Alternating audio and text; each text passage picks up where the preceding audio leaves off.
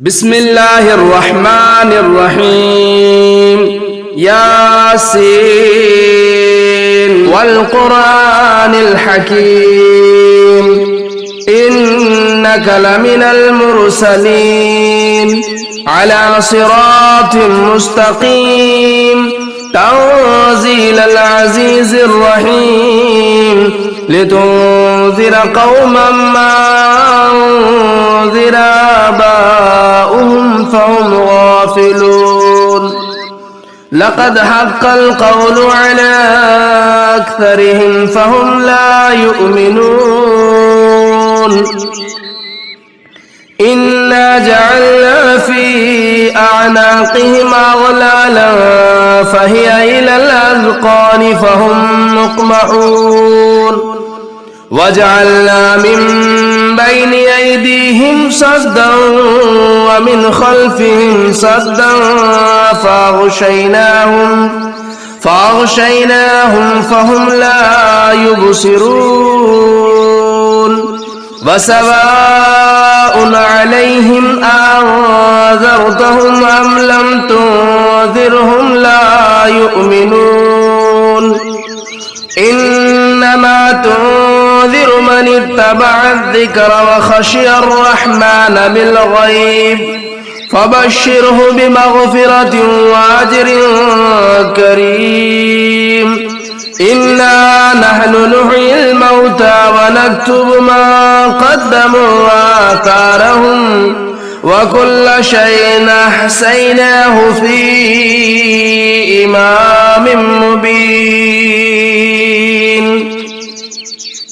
واضرب لهم مثلا أصحاب القرية إذ جاءها المرسلون إذا أرسلنا إليهم 2 فكذبوهما فعززنا بثالث فقالوا إنا إليكم مرسلون قالوا ما أنتم إلا بشر مثلنا وما أنزل الرحمن من شيء إن أنتم إلا تكذبون قالوا ربنا يعلم إنا إليكم لمرسلون وما علينا إلا البلاغ المبين قالوا إنا تطيرنا بكم لئن لم تنتهوا لنرجمنكم وليمسنكم منا عذاب عليم قالوا طائركم معكم أئن ذكرتم بل أنتم قوم مسرفون وجاء من أقصى المدينة رجل يسعى قال يا قوم اتبعوا المرسلين اتبعوا من لا يسألكم أجرا وهم مهتدون وما لي لا أعبد الذي فطرني وإليه ترجعون أتخذ من دونه آلهة إن يردني الرحمن بضر لا تغن عني شفاعتهم شيئا ولا ينقذون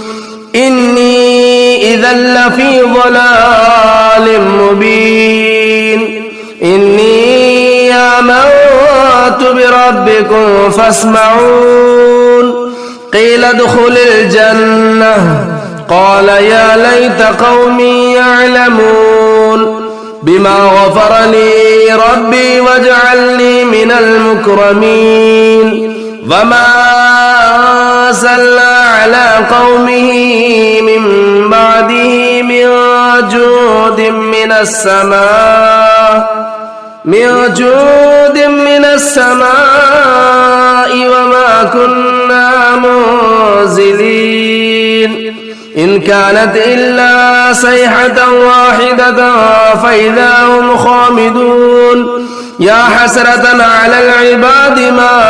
يأتيهم من رسول إلا كانوا به يستهزئون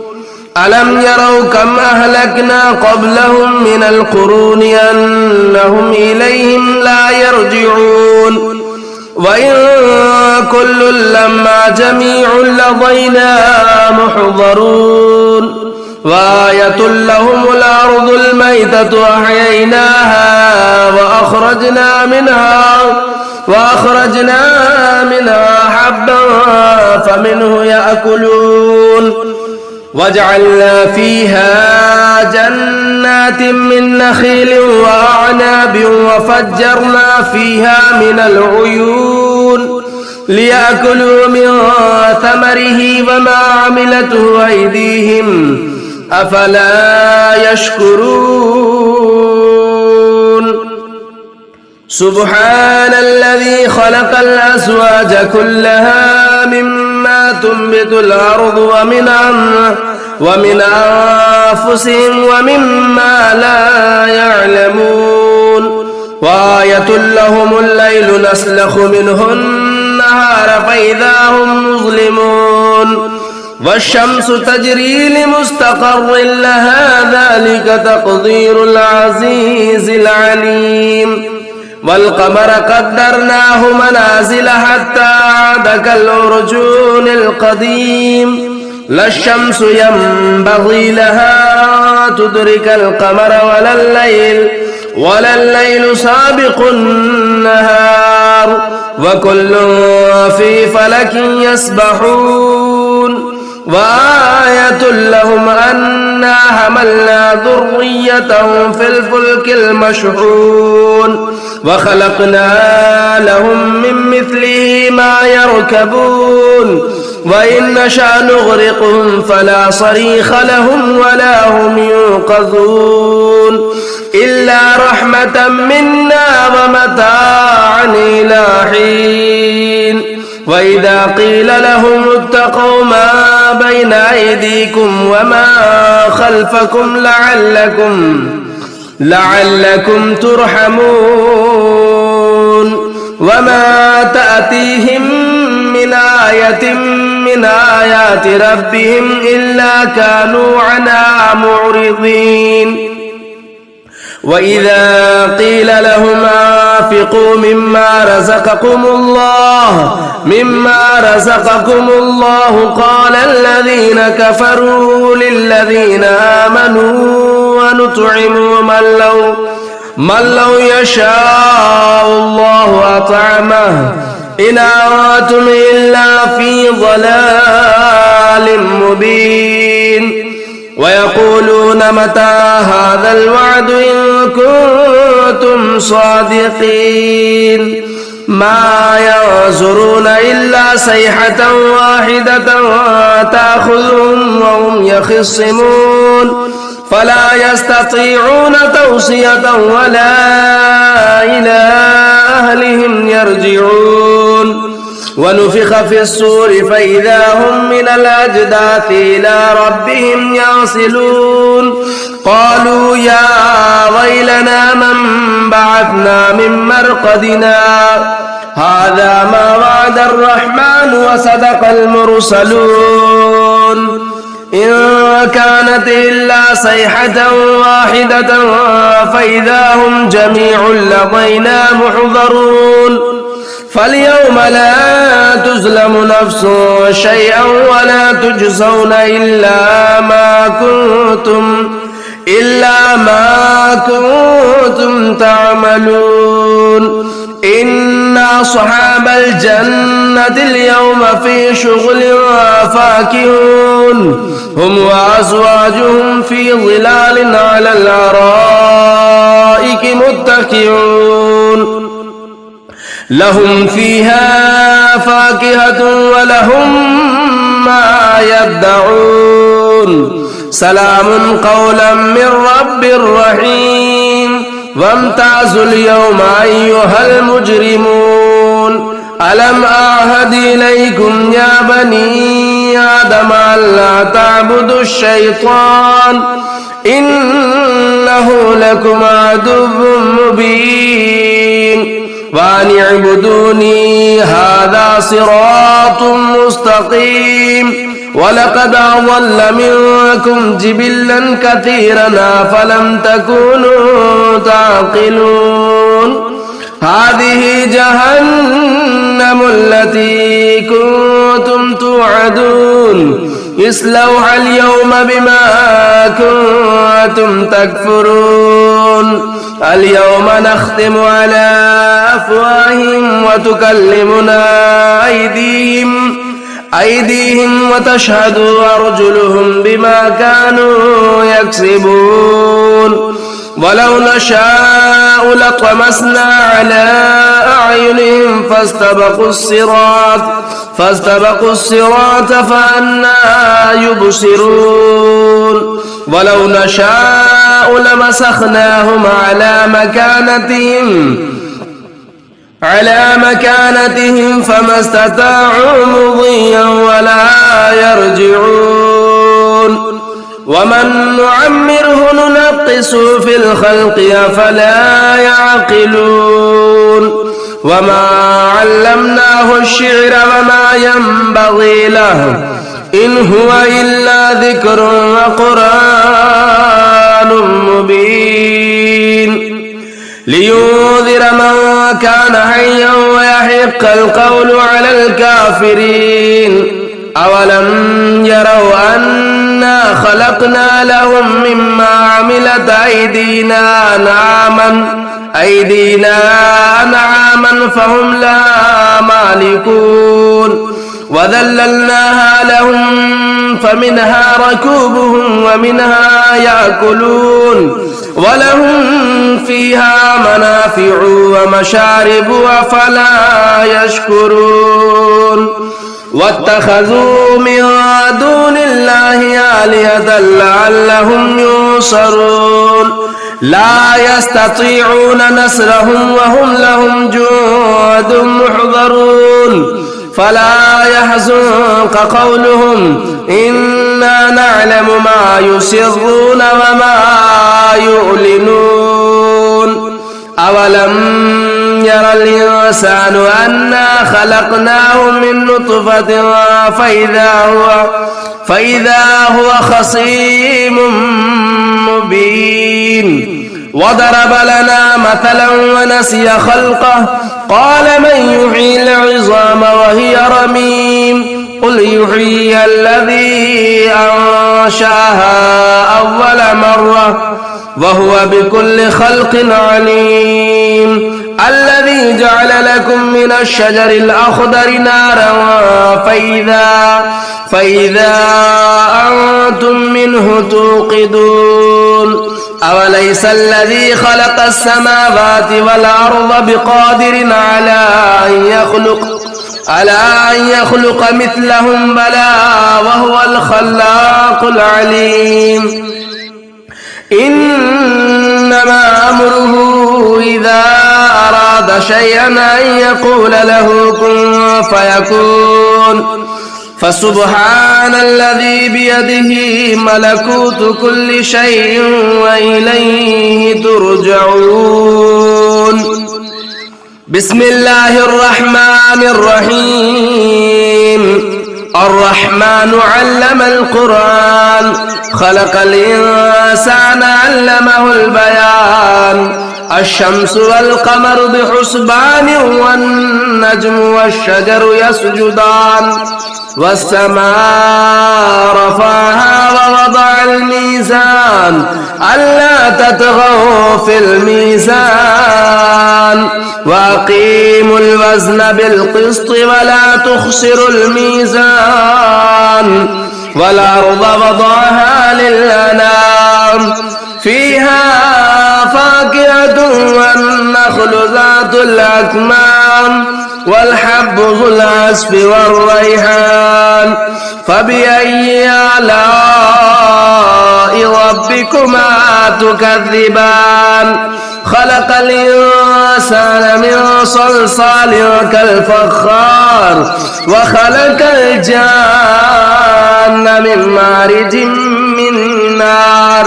فبأي آلاء ربكما تكذبان رب المشرقين ورب المغربين فبأي آلاء ربكما تكذبان مرج البحرين يلتقيان بينهما برزخ لا يبغيان فبأي آلاء ربكما تكذبان يخرج منهما اللؤلؤ والمرجان فبأي آلاء ربكما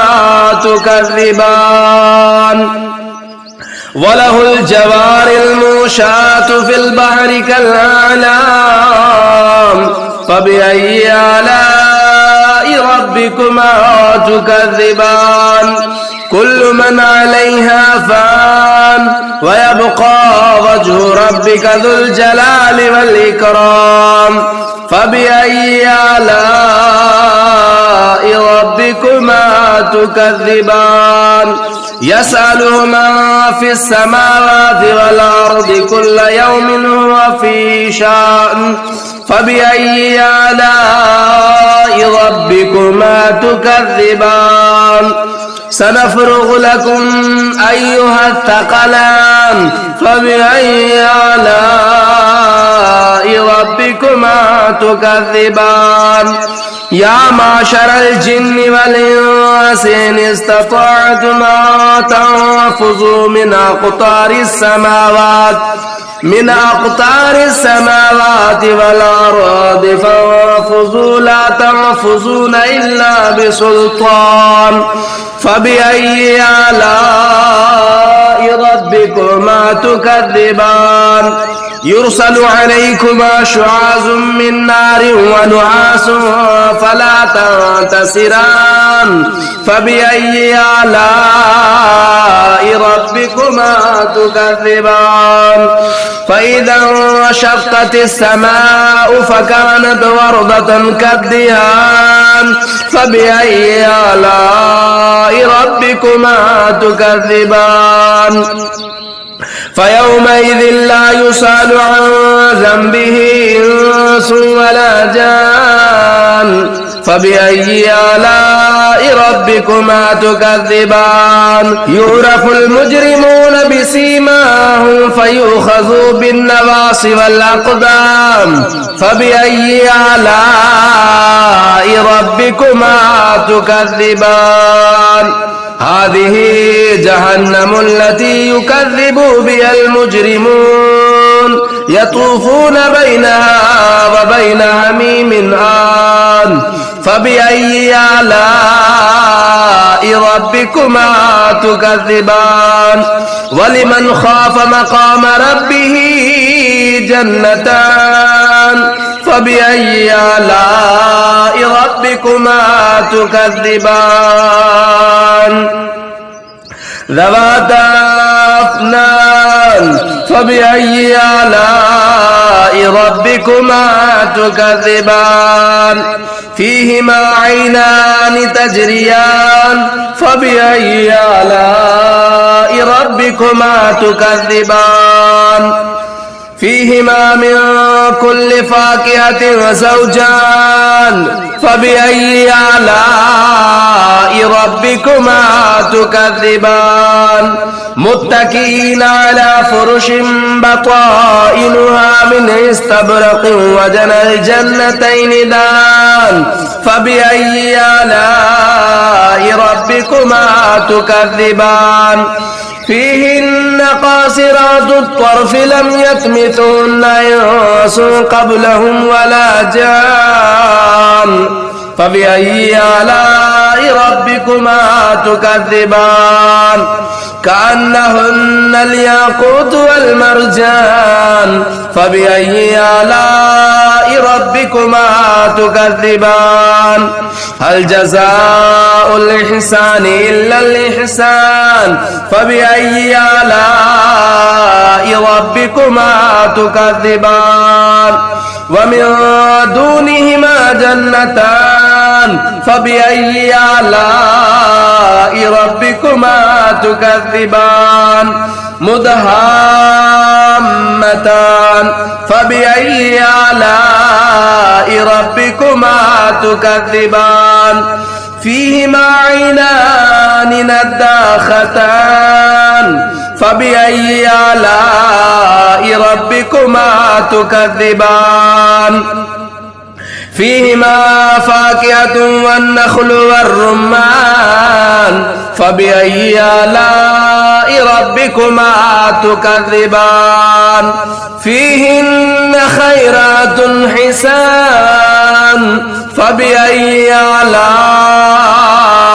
ربكما تكذبان حور مقصورات في الخيام فبأي آلاء ربكما تكذبان لم يطمثهن إنس قبلهم ولا جان فبأي آلاء ربكما تكذبان متكئين على رفرف خضر وعبقري حسان فبأي آلاء ربكما تكذبان تبارك اسم ربك ذو الجلال والإكرام بسم الله الرحمن الرحيم تبارك الذي بيده الملك وهو على كل شيء قدير الذي خلق الموت والحياة ليبلوكم أيكم أحسن عملا وهو العزيز الغفور الذي خلق 7 سماوات طباقا ما ترى في خلق الرحمن من تفاؤت فارجع البصر هل ترى من فطور ثم ارجع البصر كرتين ينقلب إليك البصر خاسئا وهو عسير ولقد زينا السماء الدنيا بمصابيح وجعلناها رجوما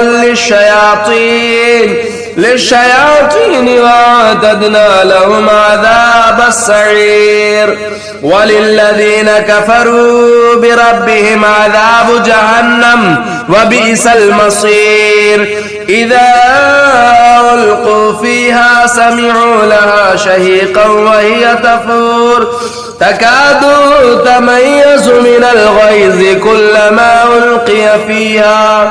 كلما ألقي فيها فوج سألهم خزنتها ألم يأتكم نذير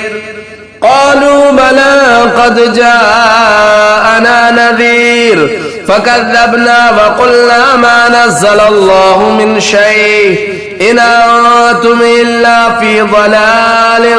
كبير وقالوا لو كنا نسمع أو نعقل ما كنا في أصحاب السعير فاعترفوا بذنبهم فسحقا لأصحاب السعير إن الذين يخشون ربهم بالغيب لهم مغفرة وأجر كبير وأسروا قولكم أو اجهروا به إنه عليم بذات الصدور ألا يعلم من خلق وهو اللطيف الخبير هو الذي جعل لكم الأرض ذلولا فامشوا في مناكبها وكلوا من رزقه وإليه النشور أأمنتم من في السماء أن يخسف بكم الأرض فإذا هي تمور أم أمنتم من في السماء أن يرسل عليكم حاسبا فستعلمون كيف نذير ولقد كذب الذين من قبلهم فكيف كان نكير أولم يروا إلى الطير فوقهم صافات ويقبضن ما يمسكهن إلا الرحمن إنه بكل شيء بصير أمن هذا الذي هو جند لكم ينصركم من دون الرحمن إن الكافرون إلا في غرور أمن هذا الذي يرزقكم إن أمسك رزقه بل لجوا في عتو ونفور أفمن يمشي مكبا على وجهه أهدى من يمشي سويا على صراط مستقيم قل هو الذي أنشأكم وجعل لكم السمع والأبصار والأفئدة قليلا ما تشكرون قل هو الذي ذراكم في الأرض وإليه تحشرون ويقولون متى هذا الوعد إن كنتم صادقين قل إنما العلم عند الله وإنما أنا نذير مبين فلما رأوه زلفة سيئت وجوه الذين كفروا وقيل هذا الذي كنتم به تدعون قل أرأيتم إن أهلكني الله ومن معي أو رحمنا فمن يجير الكافرين من عذاب عليم قل هو الرحمن آمنا به وعليه توكلنا فستعلمون من هو في غلال مبين قل أرأيتم إن أصبح ماؤكم غورا فمن يأتيكم بماء معين